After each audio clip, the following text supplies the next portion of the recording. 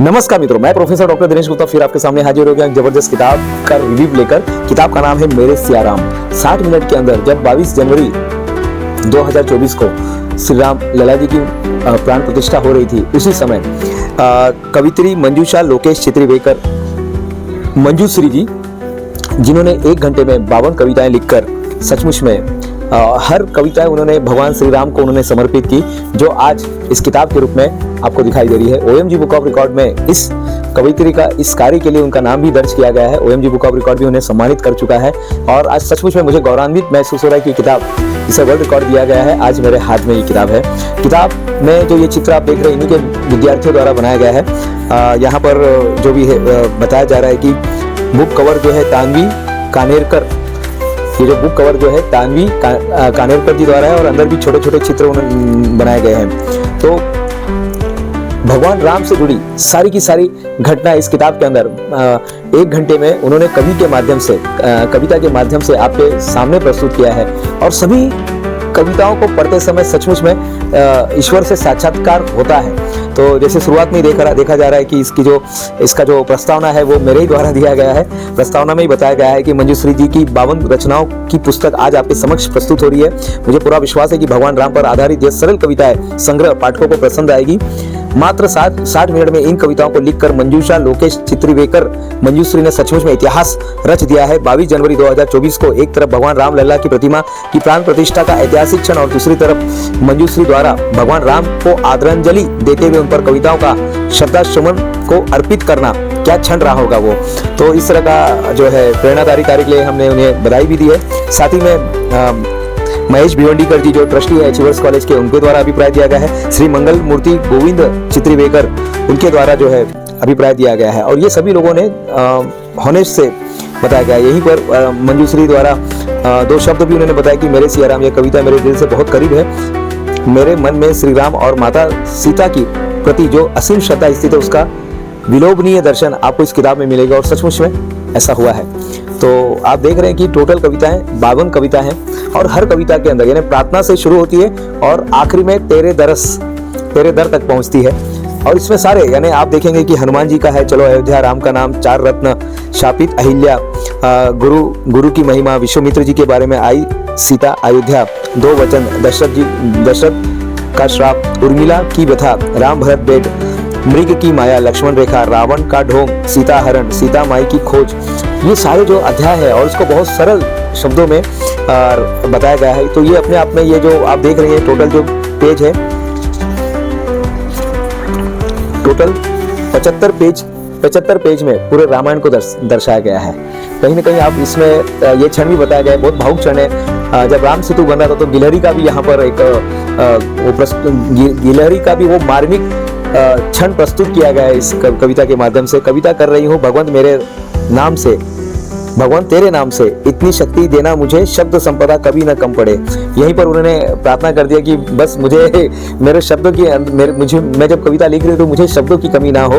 तो यहाँ से शुरुआत होती है और आप देखेंगे कि बहुत अच्छे श्री राम के हाथों से शिव धनुष टूटा जब गुंज से उसकी दहल उठी धरती तब। तो राम जी के इंतजार में बैठी है सीता, नजदीक है स्वयंवर की घड़ी, चल बिचल है मन में बड़ी। तो यहाँ पर शिव धनुष टूटने ही वाला है और माता सीता भी प्रार्थना कर रही है कि शिव धनुष जो है राम जी के हाथों ही उसका वो टूटे। और यहीं पर बताया गया, प्रस्तुत चित्रण किया गया है, वरमाला, आज स्वयंवर है मेरा, नैना बिछाए बैठी हूँ, रघुवीर इंतजार है तेरा, शिव धनुष उठाकर मुझे ले जाओ हर कर, तुम हो पराक्रमी, तुम हो महारथी। यहाँ पर सीता जी की भावनाओं को प्रकट किया गया है। आई सीता अयोध्या, 2 वचन। तो आप देखेंगे ना, हर एक अच्छी बात यह है कि हर एक कविता के बाद पेंसिल द्वारा चित्रित किया गया है प्रस्तुत जो हर इसमें बताया गया है। जहाँ पर एक तरफ आप देख रहे हैं यहाँ पर राम सीता जी बैठे हुए और वहीं हिरण वहां पर उसका आना। लक्ष्मण रेखा, मुझे न भेजो सीता मैया, हो जाएंगे नाराज राम भैया, हट आपका कैसा यह काम करूं मैं कैसे यह, आपको अकेले कैसे छोड़ू, वचन भाई को कैसे तोड़ू, वचन भाई का कैसे तोड़ू, कैसी परीक्षा यह मेरी, नजर न आए रास्ता कोई। लक्ष्मण रेखा के बारे में बताया जा रहा है। विश्वास सबरी का, शबरी जो है एक बहुत ही जबरदस्त रामायण के अंदर एक बहुत जबरदस्त उनका कैरेक्टर रहा है। एक दिन राम आएंगे मुझे दर्शन जरूर देंगे। शबरी के बारे में बताया जाए कि एक दिन मातंग ऋषि ने उनको बता कर गए थे कि एक दिन आपको दर्शन देंगे। बोले मैं पहचानूंगी कैसे? बोले पहचानने की जरूरत नहीं, वो अपने आप आपको समझ में आ जाएगा। आंगन में रोज बहारूं फूलों से उसे रोज सजाऊं, रोज बैर मैं तोड़ूं उन्हें चक चक कर देखूं।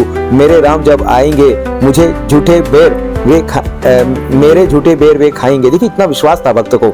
मेरी भक्ति से उन्हें मैं प्रसन्न करूंगी, मेरे द्वार से उन्हें वापस न जाने दूंगी। तो यहाँ पर बता रहे हैं तुम अयोध्या कब आओगे?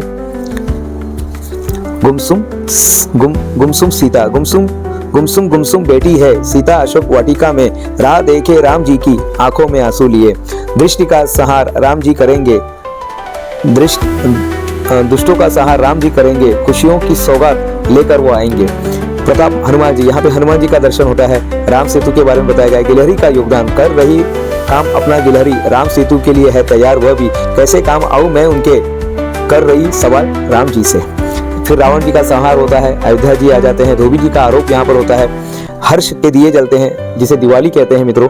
उत्तर दो राम जी वनवास सीता का, क्यों नहीं मांगा न्याय, वेदे ही भक्तों की पुकार, भगवंत मेरे भक्त मेरा तू ही है तू ही तू। देखिए कितने सरल माध्यम से, यानी हिंदी को बहुत ही सरल तरीके से यहाँ पे मंजू श्री ने बताया हुआ है।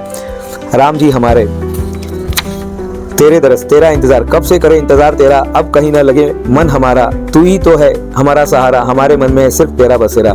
फिर 52 कविता जो है तेरे तरस, भाग्यवान है वह शबरी, पावन हुई उसकी कुटी, अब मेरे घर का बाओगे, पावन हमें कब बनाओगे, तेरे चरणों की धूल से होगा हमारा बेड़ा पार रे, अब न करो भगवान देरी, करो हमारी मनोकामना पूरी।